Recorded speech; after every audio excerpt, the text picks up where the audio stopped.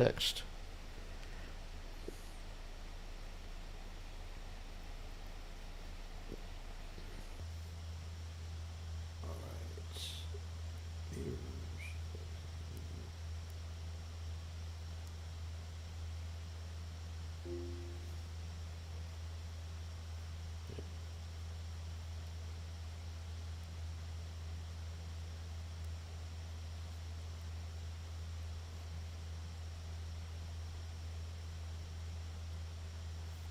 Okay, text sent out. Check to make sure we're online. And we'll be ready to go. There we are online, thank God. Okay, gang, let's go back. Okay, let's do Dhammadarashika. It is Kartik still. For those of you who don't know, Kartik month, we do Dhammadarashika every day. And let's see what day it is. Let me look at my calendar. It's a day after Ekadashi. And it's the first, here, it is the 1st of November. And in Australia and New Zealand, it's the 2nd of November. So another month. And one more month from now, I am going to Fiji to see all the devotees in Fiji. Guitar.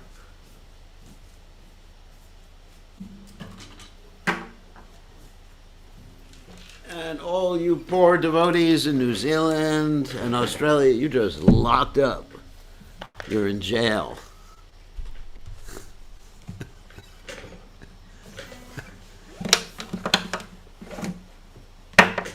Anyway, that's your karma.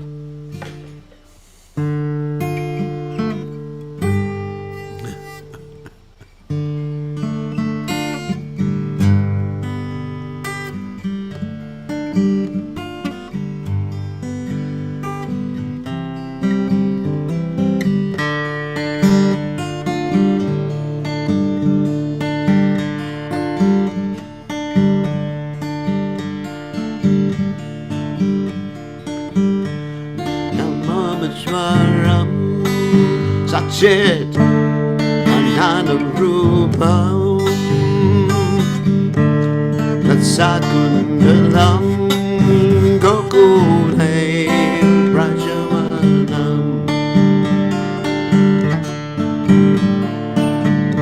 Yasonamiyo Lokalat Dapamanam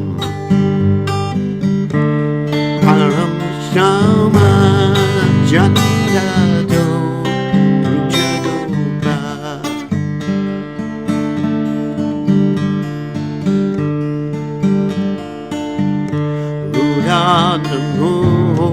Rudanamurita Yumaprijantam Karamboja Yumena Tanganetram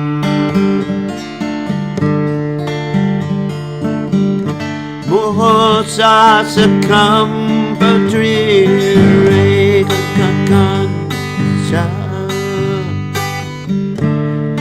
Sita Krimadamadaram Twatimanam Hite Driksvalila Beer Nandukunde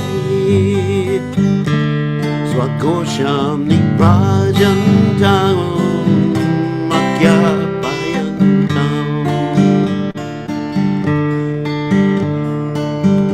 Nadi Echita Gesho Bhakta Jitadvam Punak Primata Stamjata Pritivande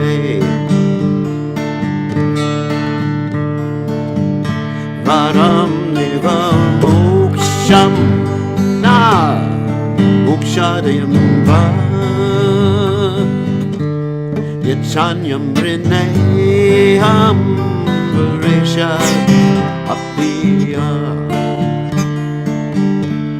Satam Devapur Natako Palamala Satami Manasya Virastam Dimaniyai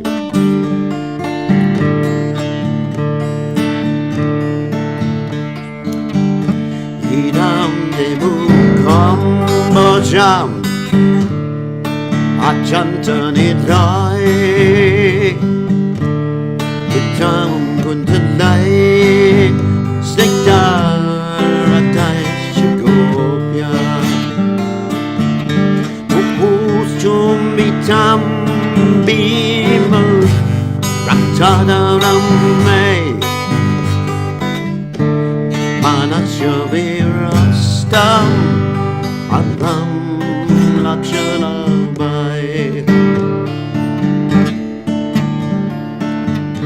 Namo Devatara Ananta Krishna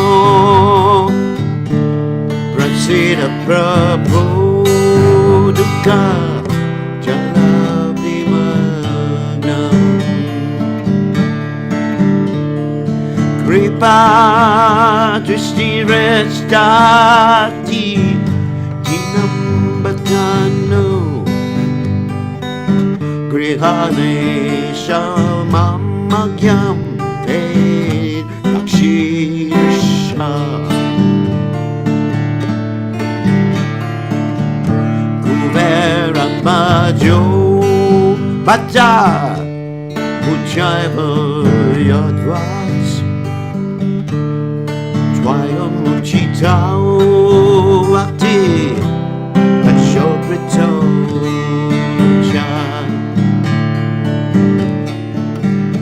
Tata Prema Bhaktim Swakam Meprayaja Namoche Rahomisti Damodareha Namaste Sudamne Turanditidamne Udoraya Shachaname Namo Radhikaya Twai Diyapriyaya Namo Natolilaya Devaya Tubhyam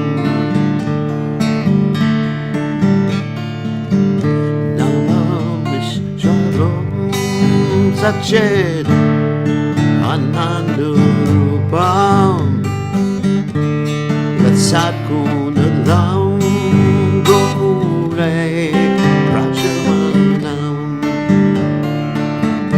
Yasodabi Yolokalan Navamanam Ramrishamachandato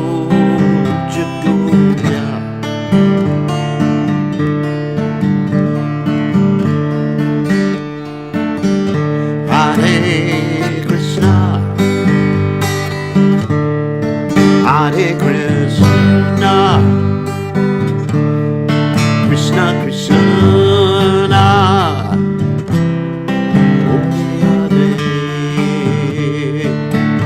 Hare Rama,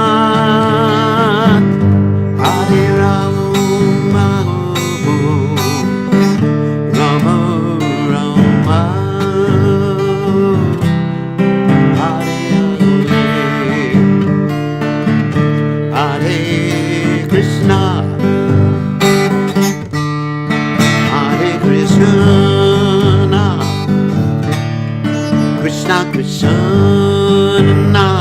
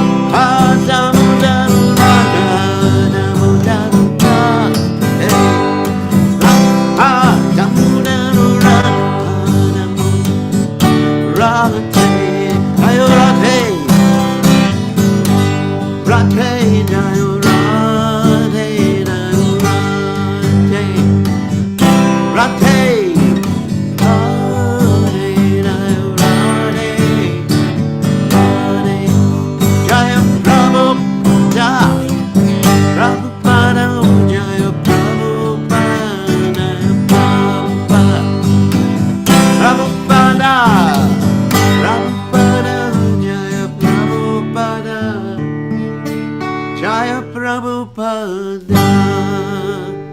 Jai Om Vishnupada. Paramahamsa Bharavacharya. All Stuteta Sitashi Shimad, His Divine Grace. Abhaya Chanananda Bhaktivedanta Goswami Srila Prabhupada Ki Jai. ISKCON Founder Acharya Srila Prabhupada Ki Jai. Anantakoti Vaishnav Vrinda Ki Jai. Namacharya Srila Haridas Thakur Ki Jai. Prem Se Kaho Shri Krishna Chaitanya Prabhu Nityananda Shidwaita Gadadha Srivasi Gaur Bhakta Vrinda Ki Jai. Shri Shri Radhakrishna Gopa Gopinath Shyam Kunda Radhakunda Giri Govardhan Ki Jai. Vrindavanam Ki Jai. Mathuranam Ki Jai. Jagadata Swami Ki Jai. Yamuna Mai Ki Jai. Srimati Tulasi Devi Ki Jai. Samaveda Bhakta Vrinda Ki Jai. Gaur Premananda Hari Hari Bol. All glory is the assembled devotees. All glory is the assembled devotees. All glory is the assembled devotees. All glories to Shri Guru and Gauranga. Srila Prabhupada Ki Jai. Nama Om Vishnu Padaya Krishna Pastaya Bhudale Shrimati Bhakti Vedanta Swami Namani Namaste Saraswati Devi Gauravani Pachani Nivashesha Shunyabadi Pashadeja Tardi. We're going to read the translation again. To the Supreme Controller, who possesses an eternal form of blissful knowledge, whose glistening earrings swing to and fro, who manifested himself in Gokula, who stole the butter that the gopis kept hanging from the rafters of their storerooms, and who then quickly jumped up and ran in retreat in fear of Mother Yashoda, but was ultimately caught. To that Supreme Lord, Sri Damodar, I offer my humble obeisances. Upon seeing his mother's whipping stick, he cried and rubbed his eyes again and again with his two lotus hands. His eyes were fearful and his breathing quick, and as Mother Yashoda bound his belly with ropes, he shivered in fright, and his pearl necklace shook. To the Supreme Lord, Sri Damodar, who was bound by his devotee's love, I offer my humble obeisances. Those super excellent pastimes of Lord Krishna's babyhood drown the inhabitants of Gokula in pools of ecstasy. To the devotees who were attracted only to his majestic aspect of Narayan and Vaikuntha, the Lord herein reveals, I am conquered and overwhelmed by pure loving devotion. To the Supreme Lord Damodar, my obeisances hundreds and hundreds of times. O Lord, although you were able to give all kinds of benedictions, I do not pray to you for liberation, nor eternal life in Vaikuntha, nor any other boon. My only prayer is that your childhood pastimes may constantly appear in my mind. O Lord, I do not even want to know your feature of Paramatma. I simply wish that your childhood pastimes may ever be enacted in my heart. O Lord, the cheeks of your blackish lotus face, which is encircled by locks of curling hair, have become reddened like bimbo fruit due to Mother Yashoda's kisses. What more can I describe than this? Millions of opulences are of no use to me, but may this vision constantly remain in my mind. O unlimited Vishnu, O Master, O Lord, be pleased upon me. I am drowning in an ocean of sorrow, and am almost like a dead man. Please shower the rain of mercy upon me, uplift me, and protect me with your nectarian vision. O Lord Damodar, in your form as a baby, Mother Yashoda bound you to a grinding stone with a rope for tying cows. You then freed the sons of Kuvera, Manigriva, and Nalakuvera, who were cursed to stand as trees, and you gave them the chance to become your devotees. Please bless me in the same way. I have no desire for liberation into your effulgence. O Lord, the entire universe was created by Lord Brahma, who was born from your abdomen, which was bound with a rope by Mother Yashoda. To this rope I offer my humble obeisances. I offer my obeisances to your most beloved Srimati Radharani and your unlimited pastimes, Lord Damodar Ki Jai. Okay, now we go to the Caitanya Charitamrta. So, Om Gana Timranda Shah Gananjana Shalakaya Chakshur Meditam Yena Tasmai Shigurave Namaha. I offer my respectful obeisances unto the lotus feet of my spiritual master, His Divine Grace, A.C. Bhaktivedanta Swami Srila Prabhupada who so kindly opened my eyes with the torchlight of knowledge while I was blinded in the darkness of ignorance. So, let us share the screen and continue with the Caitanya Charitamrta, which we haven't been able to read the last few days because we had yesterday an initiation and other things the day before. So, let us continue.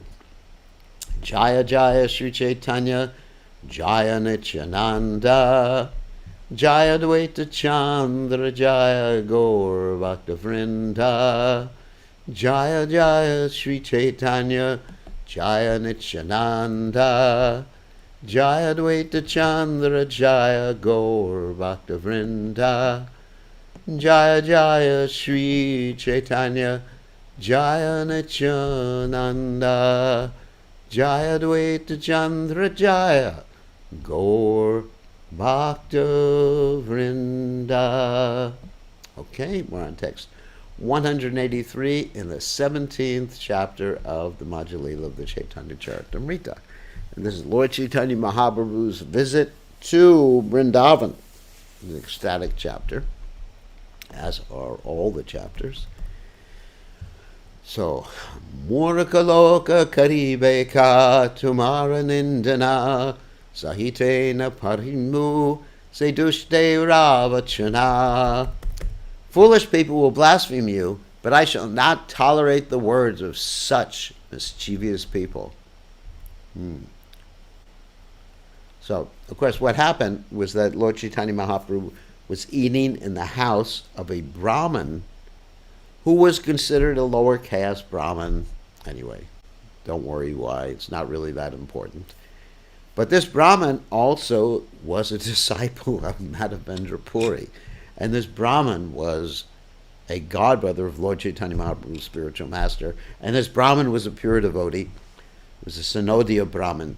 So Lord Chaitanya didn't consider the external formalities, which were actually not part of Krishna consciousness. They're part of the rigid caste system, which has nothing to do with Krishna consciousness, which we reject. Srila Bhaktisiddhanta Saraswati Thakur remarks that although the Brahmin did not belong to a superior community, he fearlessly chastised so-called caste Brahmins because he was situated on the platform of pure devotional service. There are people who are opposed to Sri Chaitanya Mahaprabhu's accepting a Vaishnava belonging to a lower caste.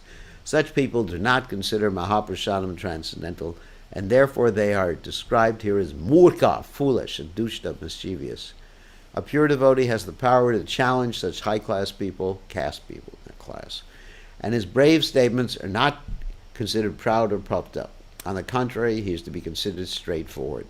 Such a person does not like to flatter high-class brahmanas who belong to the non-Vaishnava community. And of course, Prabhupada is referring to the criticism that he got by initiating devotees from the Western world and also people who are not from Brahmin families as Brahmins. And so Prabhupada was really heavy with these people. And because if one considers a Vaishnava to be of a certain caste, then that person is possessed of hellish intelligence. And also Bhaktisiddhanta Saraswati Thakur had to deal with this sort of criticism. Not only deal with the criticism, but he had attempts against his life. He had pilgrimages that were thrown, that people threw stones at. So much problems he had.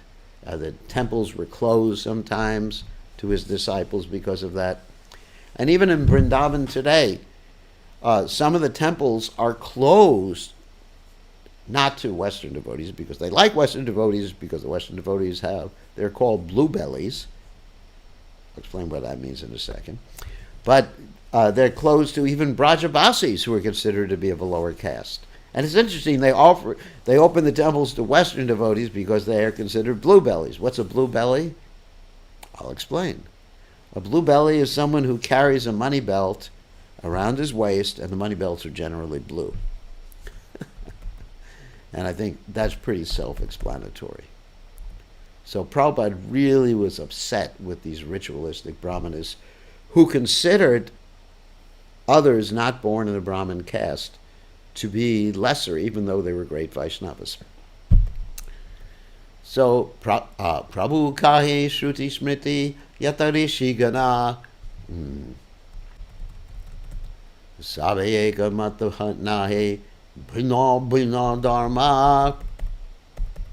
Sri Chaitanya Mahaprabhu replied, the Vedas, Puranas, and great learned sages are not always in agreement with one another.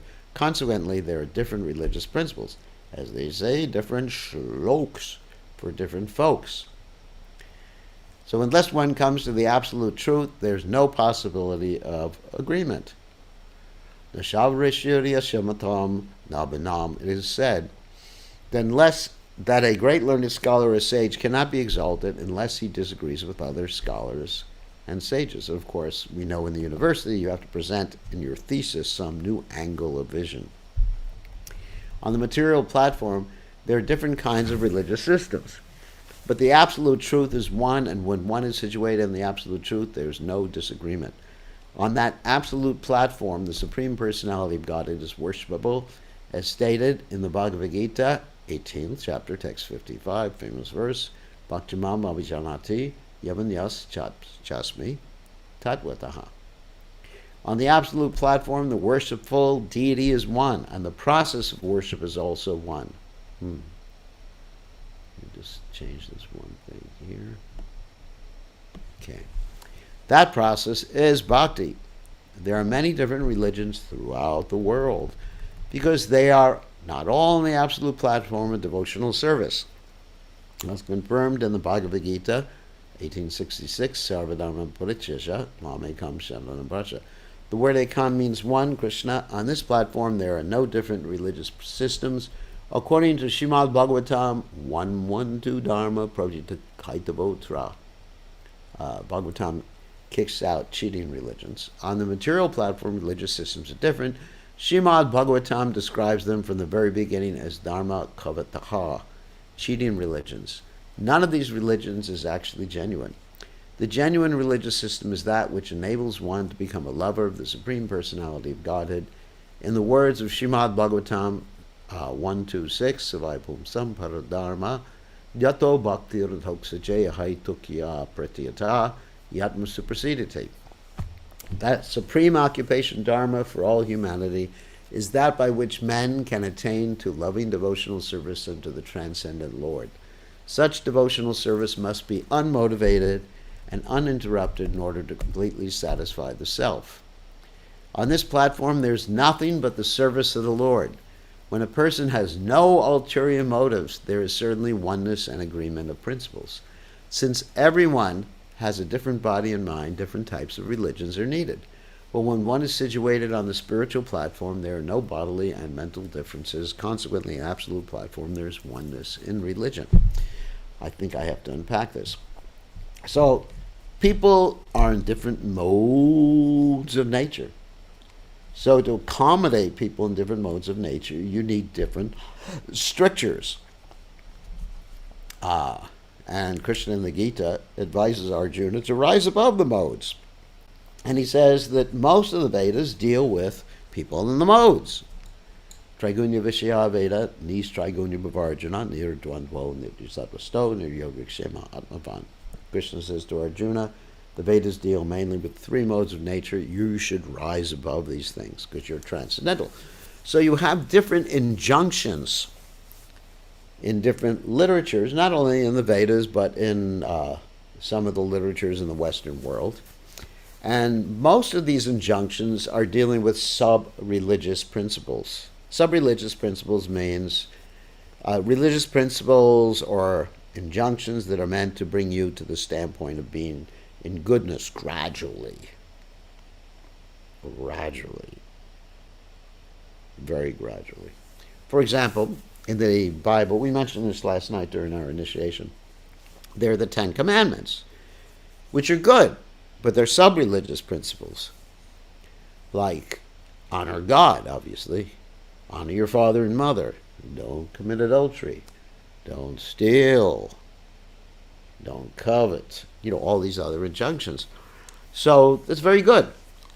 So you need those injunctions for people who are doing those things. For example, in the Bhagavad Gita, Krishna does not say to Arjuna, don't steal. because Arjuna is not a thief. So you need, for lower class people, you need certain injunctions. Thou shalt not kill. Of course, even people who read the Bible don't understand that, and they still go and kill animals willy-nilly, just to satisfy their uncontrolled tongues. So, anyway, so you have these preliminary injunctions, and also certain things that are just like culturally bound, that are descriptive rather than prescriptive. And people take them out of context. And in this way they justify sometimes chauvinism or racism or casteism by taking things out of context that are descriptive of a particular culture. But Vaishnavism is transcultural, transgender. Whoops. Has nothing to do with the gender, has nothing to do with the species. It's trans-species, transgender. That's why you have incarnations of God who preach using a horse head. You have incarnations, it's true, I agree, but you have incarnations of God that are half man, half lion. Because it's trans-species, transgender. Interesting question. Interesting statement, transgender. That means it's transcendental to gender discrimination, where sometimes you have different cultures, and those cultures are described, description, in the Vedas, because the Vedas deal with descriptions. I mean, for example, in the Mahabharata, you have Draupadi marrying, anyway, the Pandavas. So that's descriptive. It's not prescriptive. We're not advising you to follow Draupadi's example. It's descriptive. There's a lot of things that describe. Parasuram cuts off, all the heads of the Kshatriyas 21 times. That's a description, not a prescription. So you'll find in certain descriptions there may be chauvinistic cultures or casteistic cultures, but that is not prescribed. You have to understand. You have to use your brain when understanding Shastra. Some people just don't have their brains. They think with their... I'm not even going to tell you what they think with. Anyway, it would be obscene if I was to tell you. So, with that in mind, Dharma stapana hetu sadura vyavahara purigoshani ye acharana yese dharma sara. A devotee's behavior establishes the true purpose of religious principles. The behavior of Madhavendra Puri Goswami is the essence of such religious principles. Let's go back here.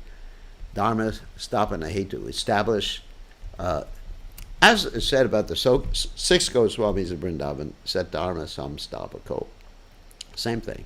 Actually, pretty much same words. Sat dharma samstapako, the Nana Shastra Vicharanika Nipano.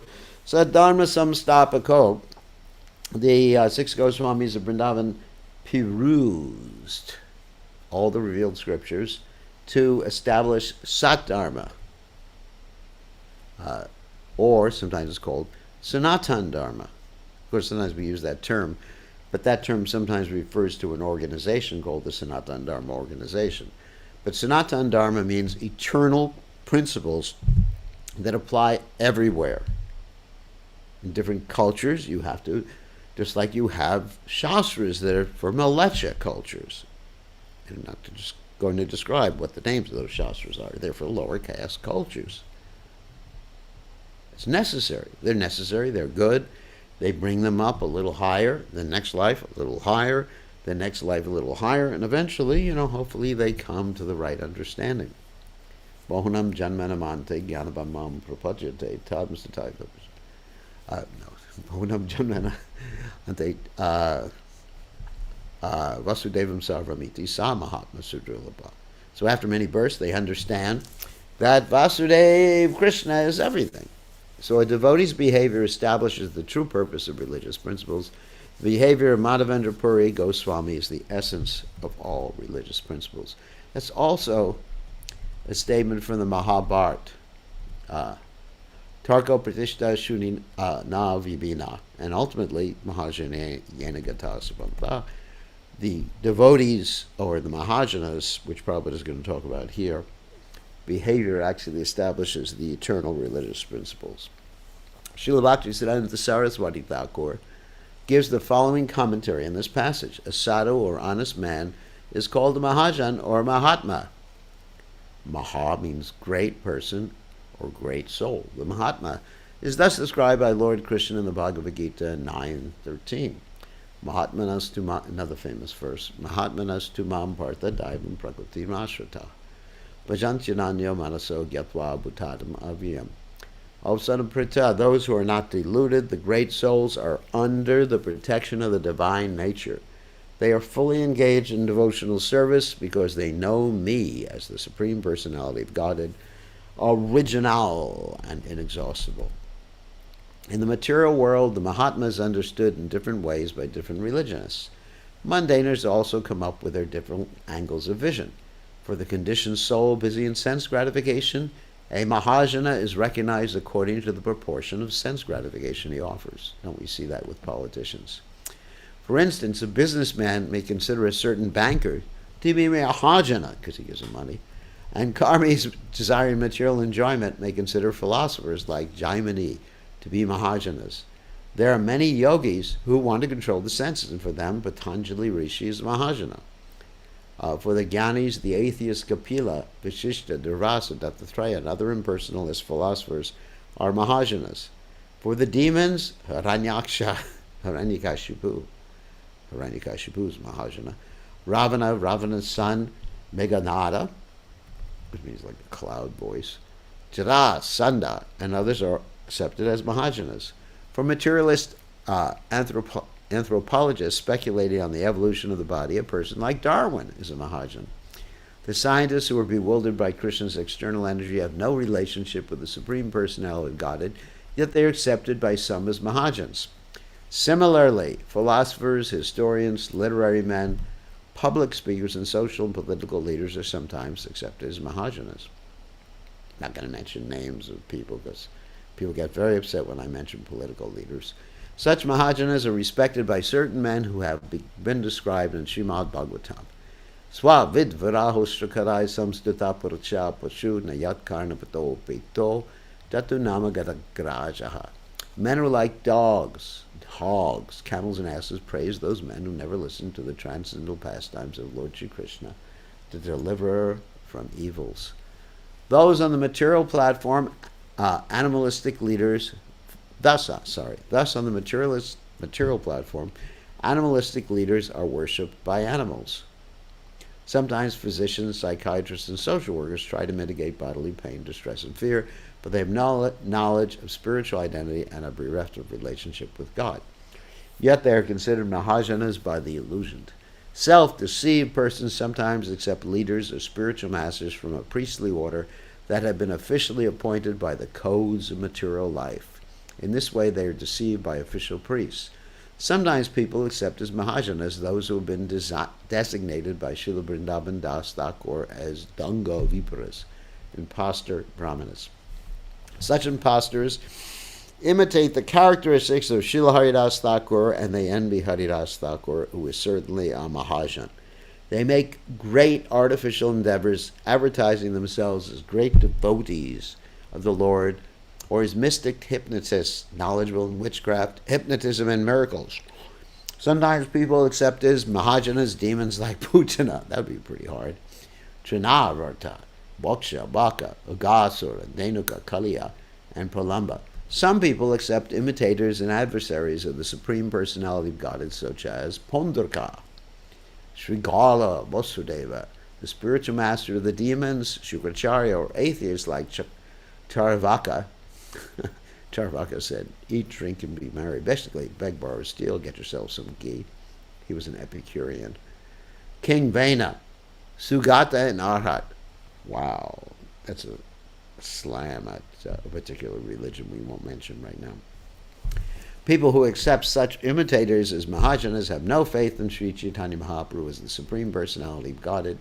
Rather, they accept godless cheaters who present themselves as incarnations of God and cheat foolish people within this material world by word jugglery. Thus many rascals are accepted as Mahajanas. It is those who are devoid of devotional service who mistakenly sometimes accept persons with mundane motives as Mahajanas. The only motive must be Krishna Bhakti, devotional service to the Lord.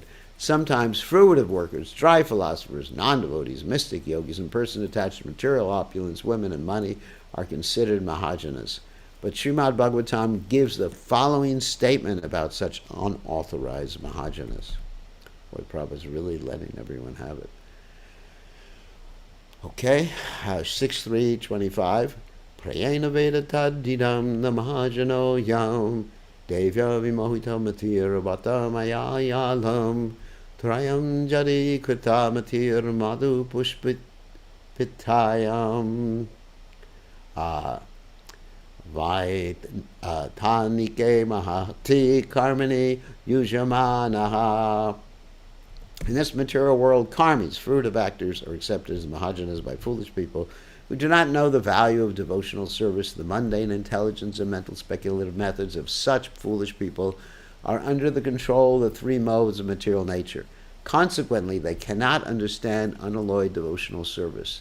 They are attracted by material activities and they become worshippers of material nature.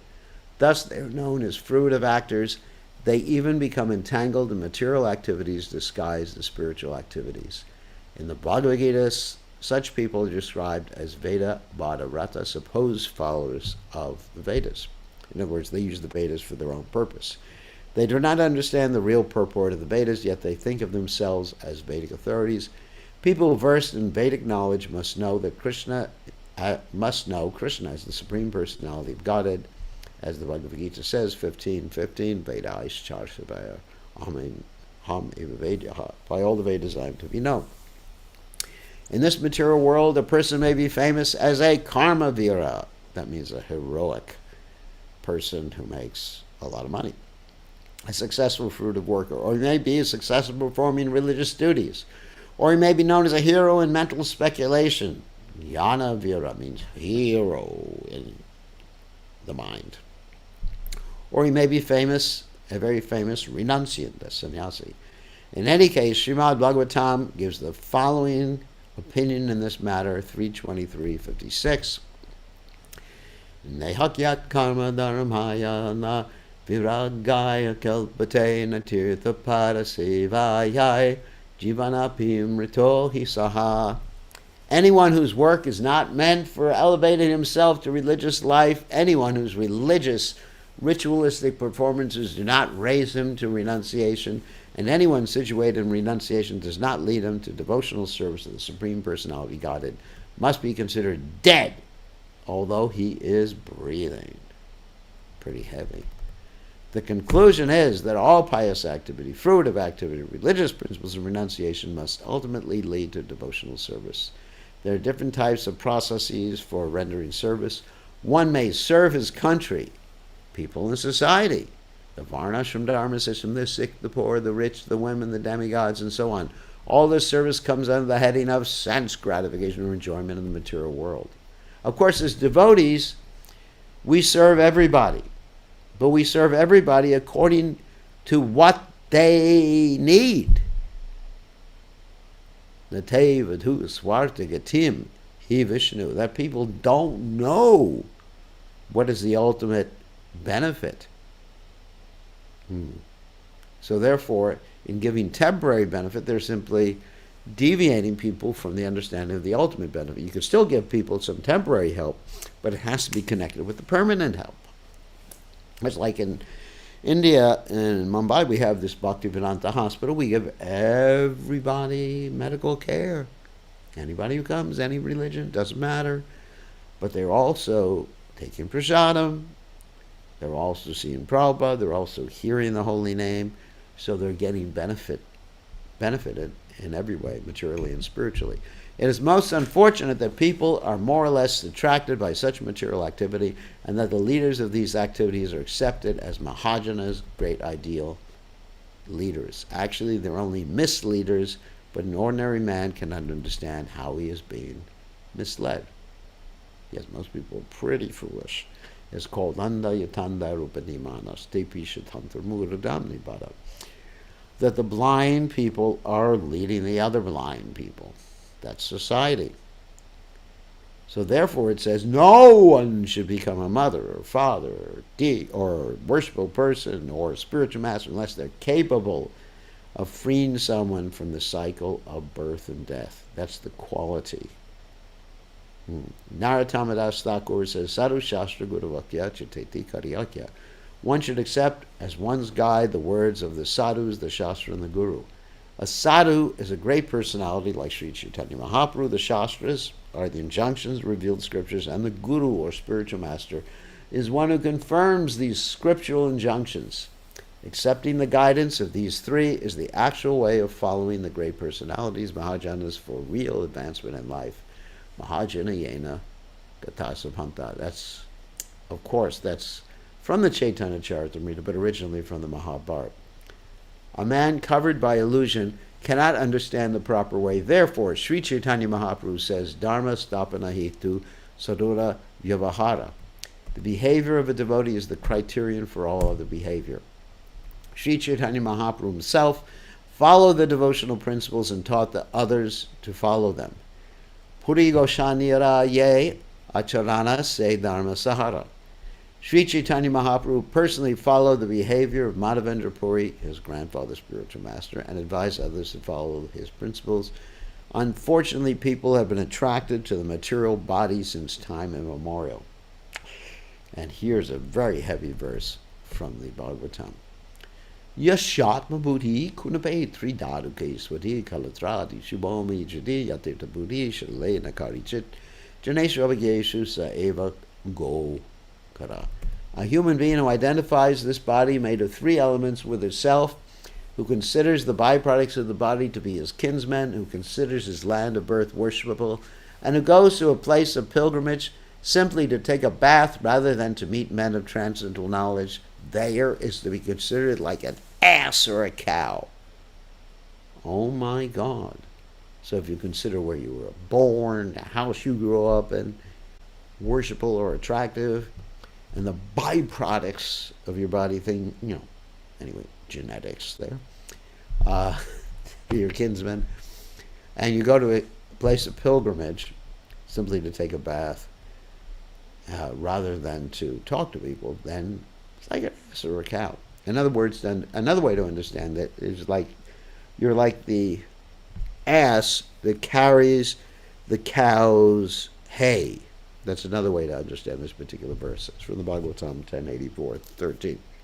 Those of you who've been in India have seen these asses, and I'm talking about an animal, not a human being, seen these asses who carry this heavy burden, and it's so tall, it practically hits the power lines above the hay or the straw or whatever the ass is carrying, and you can't see the ass. It's a little tiny ass. And this burden is like 5 or 10 times taller than him. And the burden keeps moving down the street. And you're wondering, it has legs on it? And so who would want such a situation like that? Those who accept the logic of Gadalika Prabhaha and follow in the footsteps of Sudha Mahajans are carried away by the waves of Maya. Bhaktivinoda Thakur therefore warns. This beautiful poem. Miche maravashe achabeshe kacha habutu bubai Jiv Krishna Das Evishwash Karletar Ardukonai. Don't be carried away by the waves of Maya. Just surrender to the lotus feet of Krishna and all miseries will end. That's the solution for all your miseries. The holy names. Those who follow social customs and behavior forget to follow the path chalked out by the Mahajanas. Thus, they are offenders at the feet of such of the Mahajanas. Sometimes they consider such Mahajanas very conservative, or they create, conservative means, they're just like fanatics, or they create their own Mahajanas. In this way, they ignore the principles of the Parampara system, that's disciplic succession. This is a great misfortune for everyone. If one does not follow in the footsteps of the real Mahajanas, one's plans for happiness will be frustrated. That's why you're so frustrated. This is elaborately explained in the Madhyalila, chapter 25, verses 55, 56, 58. It is stated, Parama karana isura keha nahimane, swaswa matastape paramatera kandane, tati chaya darshana haite tatva nahi jani, mahajana ye kahi say such a money. Shri Krishna Chaitanya Vani Amritera Dara. Tinho ye ka ye vastu say tatvasara. People are so unfortunate they do not accept the instructions of the Supreme Personality of Godhead. Instead, they want to be supported. They want to be supported by so-called Mahajanas or authorities. Tate chaya darshana haite tatva nahijani. We cannot ascertain the real truth simply by following speculators. We have to follow in the footsteps of the Mahajanas and the disciplic succession. Then our attempt will be successful. Sri Krishna Chaitanya Vani Amritera Dari. Whatever is spoken by Sri Chaitanya Mahaprabhu is an incessant flow of nectar. Whoever accepts his words as reality can understand the essence of the absolute truth, and I can confirm that in my own life. No one can ascertain the absolute truth by following the philosophy of Sankhya. Sankhya means to count, analysis of the material elements, or the yoga system of Patanjali. Yam, asana, pranayam, pratyahara, dharan, dhyana, samadhi. For neither the followers of Sankhya, nor the yogis who follow Patanjali except Lord Vishnu is the Supreme Personality of Godhead. Nate Vidhu Swartagatimhi Vishnu. I quoted that verse before, 7.5.31. The ambition of such people is never fulfilled, therefore they are attracted by the external energy. Although mental speculators may be renowned all over the world as great authorities, actually they are not. Such leaders are themselves conservative and not at all liberal. However, if we preach this philosophy, people will consider Vaishnavas very sectarian.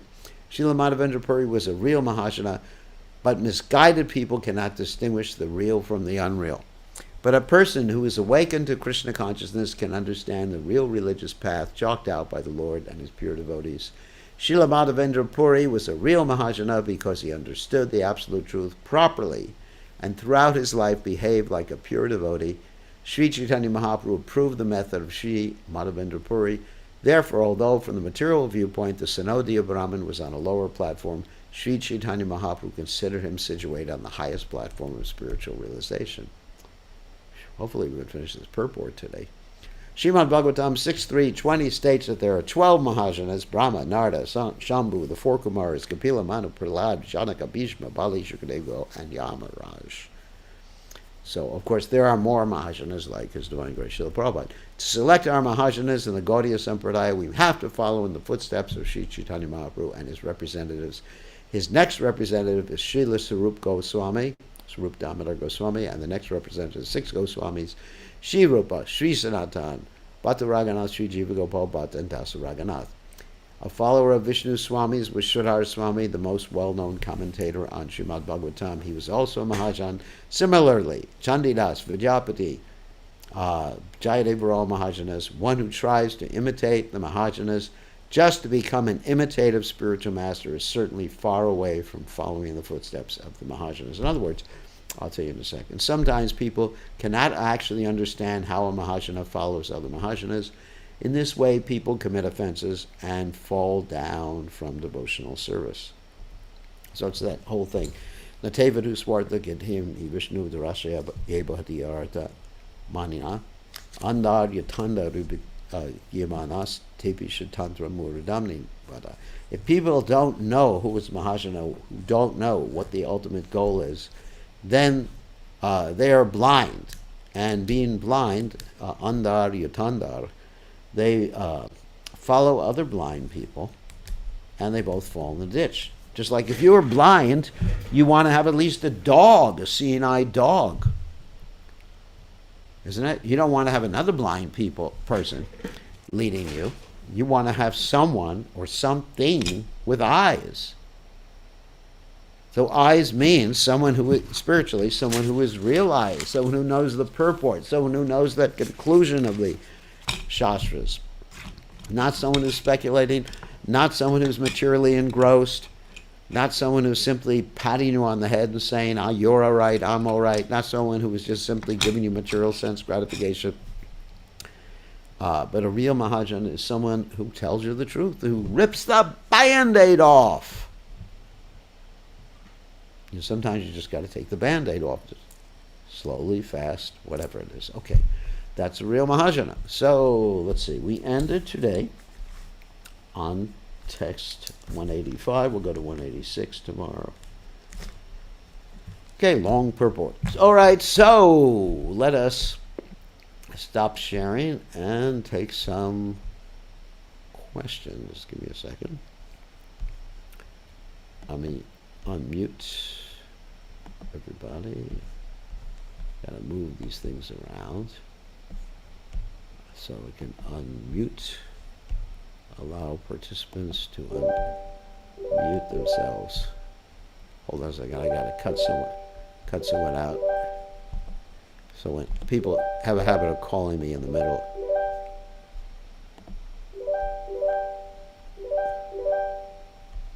of class.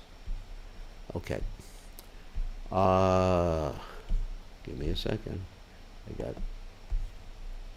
Okay, so now you can unmute yourselves. You can raise your hand, ask a question directly by unmuting yourselves, or type in the text box a question. So now is your opportunity. Ask your questions. Okay. Hare Krishna, Guru Maharaj. Haribol, good to see you. We've been missing you. Dandavat pranam. Please accept my humble obeisances. Good to see you. Thank you, Guru Maharaj. Very nice. Lovely to see you this morning as well. This morning here, sorry. Morning. Top of the morning to you. Thank you. Just a beautiful class, Guru Maharaj. Thank you for that. Just how you were saying that the Vedas is mainly interested in the modes of material nature, and that's how it explains it to get to that, religious or Brahma Buddha stage. Yeah.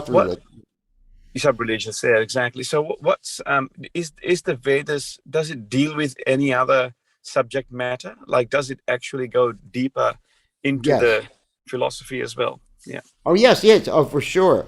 Yeah. The Vedas are broken down into basically three parts. One part is called Karma Kanda. The other part is called Jnana Kanda, and the other part is called Upasana Kanda. Those are the three sections of the Vedas. The first part, Jnana Kanda, is mainly dealing with people who want to uplift themselves externally, materially. So you have all these different pujas and recommendations so you can go to the heavenly planets or enjoy this life or become rich or whatever like that. That's called the Karma Kanda section. Then the Jnana Kanda section is meant for those who want, let's say, knowledge, mental speculation, those who want to try to understand things, but it doesn't really point out the ultimate truth, but there's different knowledge about this world. I mean, even there's parts of the Vedas that deal with their Ayurvedic, with medical information. There's astrology. There's an astrological part of the Vedic literatures. And then finally you have the Upasana Kanda, which deals with transcendental things.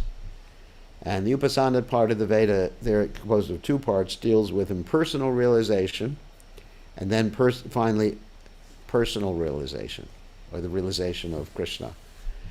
So yes, the Vedas do deal with it, but according to the Mahabharata, vibhina is the word used in this famous verse, Tarko Pratishta Shutina Vibhina, which means that one cannot understand the absolute truth by logic and reasoning. Tarko Pratishta, that means establish. Shruti, or by studying the Vedas, because the Vedas are so multi-branched. In other words, there's something for everybody. It's something like a drugstore or pharmacy.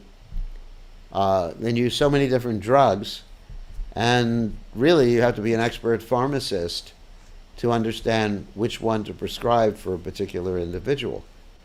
So for particular individuals, you can't really teach them about the higher truths of Vedic knowledge because they're not ready for it. Uh, oops, what happened here? So something happened to my. Anyway, I guess I'm still on. Yeah. Just like in the Bible, there's this statement that Jesus Christ said, "I have much to tell you, cannot bear to hear." So imagine, let's say, imagine over 2,000 years ago, if Jesus Christ tried to teach people about Krishna, they probably would have crucified him a lot earlier. So, it's just like, what? What is this guy talking about? So basically, when Krishna sends down different representatives, they teach according to Desha Kala Patra, time, place, and circumstance. And the Vedic literatures has different information like that according to different time, places, and circumstance. And one has to be expert enough to know the ultimate Shreyas, the ultimate goal of the Vedic literatures, as Krishna says in Gita 15:15. Vedaishtar Saver Ahame Vedu. Otherwise, one will become very confused. That's why it's necessary to Mahajanayana Gatasapanta to approach a great personality like His Divine Grace Srila Prabhupada to understand the purpose of the Vedas. I'm just like you see in Hinduism, for example, that there are so many different groups that propound the Vedas. They talk about the Vedas and they quote different verses from the Vedas and they recite different mantras from the Vedas and they do different havans or sacrifices from the Vedas, but they don't actually know the purpose of the Vedas. Mm. They're just taking things. Or another example that Prabhupada used is that he used the example of the blind man and the elephant, which is a typical Vedic example. That you have different blind men touching an elephant at different parts. One is touching the trunk, and he's thinking, oh, this animal's like a snake. And another one is touching the legs. This particular entity is like a tree. Another one is touching the mouth. I don't know what he's thinking. No, elephants don't really bite people. Yeah. It's the tusks that are dangerous on the animal, or the weight of the elephant. So so basically, when you're blind and you're touching an elephant, you don't know what an elephant is. You just think it's a whole bunch of different things. But when you have eyes, or you know someone who has eyes, the person who has eyes can actually tell you what the nature of an elephant is. So it's the same thing with the Vedas. There's all these different parts for different people, and how are you going to understand the whole purpose of the thing unless you actually have some guidance? Does that make sense? It does, Maharaj. Thank you very much for explaining it so beautifully. Thank you. Okay, thank you. Good to see you again. Thank you, Haribol. Too bad Australia's not going to open up for a long time for I foreigners. know, Miraj. We are really craving to see you. I'm really hoping that we can see you in December or January, but let's see how we go. I don't. It's not going to open up for foreigners, and maybe January you'll open up. Perhaps, yeah. But Australia's going to open up for Australians to travel, but not for tourists. So Yeah. unfortunately, Fiji is much more advanced than Yes, Australia. it's way more advanced, yeah. Maybe we can come there and see you, Maharaj. Yeah, we'll see. Thank you. I'll Down be to in, Burma. I'll be in Fiji from. I'm leaving here on the 5th, so I'll be in Fiji from the 7th to the 1st of January. 7th of December to the 1st of January. Okay. And of course, the first 2 days or 3 days in Fiji, we have to be in isolation. That's the requirement, but that's life. Yeah. And then what's the plan after that, Maharaj? Are you heading back to US or?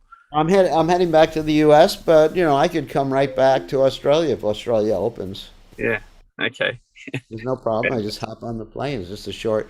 You're just a short plane trip from here. I mean, Yes. I'm used to taking 18-hour trips, so it's just a question of getting in the plane, going to sleep, and waking up in Australia. But I will come as soon as Australia is open, and as soon as New Zealand is open, I can come there. So that right now, you're all suffering. Okay. Jai. Thank you, Maharaj. So, any other questions? Who else wants to ask a question? No one else. Type, type, say, raise. Okay. I guess that's it. Going once, going twice, going 3 times. Okay, we'll see everybody tomorrow evening, same time, same station, for the Shrimad Caitanya Sri Caitanya Charitamrta class. Yes, the purport is actually very comprehensive. Thank you all for listening. See everybody tomorrow.